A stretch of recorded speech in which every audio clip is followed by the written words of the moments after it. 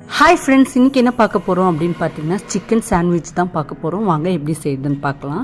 நான் ஒரு 1/2 kilo chicken எடுத்திருக்கேன். அதை வேக வச்சு எடுத்து வச்சுருக்கேன். நான் ஒரு விசில் தான் விட்டுருக்கேன்.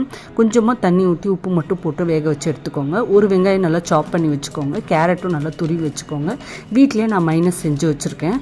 இந்த வெறும் 2 முட்டை, கொஞ்சம் எண்ணெய், உப்பு, மிளகுத்தூள், 2 பூண்டு அதை மட்டும் போட்டு மிக்ஸி ஜாரில் போட்டு நான் அரைச்சி வச்சுருக்கேன். சிக்கனை இந்த மாதிரி குட்டி குட்டியாக கட் பண்ணி வச்சுருக்கேன்.